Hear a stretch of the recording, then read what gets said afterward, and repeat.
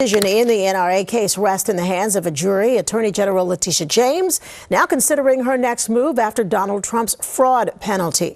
Late this afternoon, the AG told ABC News that she will seize the former president's assets if he is unable to find the cash to cover the $355 million fine for fraud. In a move that reeks of leftist tyranny, New York Attorney General Letitia James has announced her readiness to snatch President Trump's assets if he fails to cough up the exorbitant court fine ordered by compromised Judge Arthur Engoron. If he does not have funds to pay off the judgment, then we will seek judgment enforcement mechanisms in court, and we will ask the judge to seize his assets, James brazenly declared to ABC News. If he does not have funds to pay off the judgment, then we will seek judgment enforcement mechanisms in court, and we will ask the judge to seize his assets.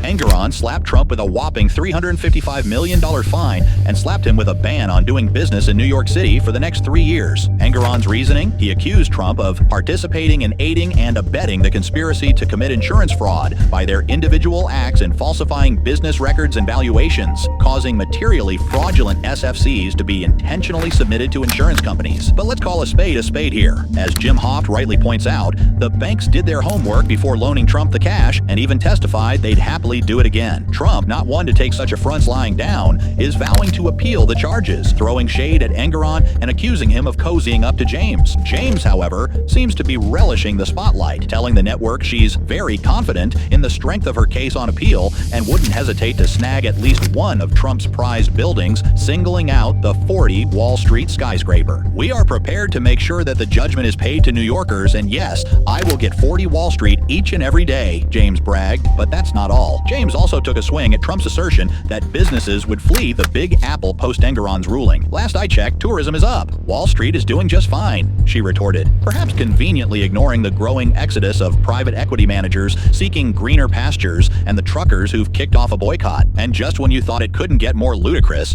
James wrapped up the interview with a ridiculous feminist quip in response to Trump's other legal battles, including the Elizabeth Jean Carroll defamation case and the alleged election interference debacle in Georgia, led by the not-so-upright Fulton County District Attorney Fani Willis. Someone once told me if you want something done, give it to a woman, she crowed, as if that somehow justifies her overzealous crusade.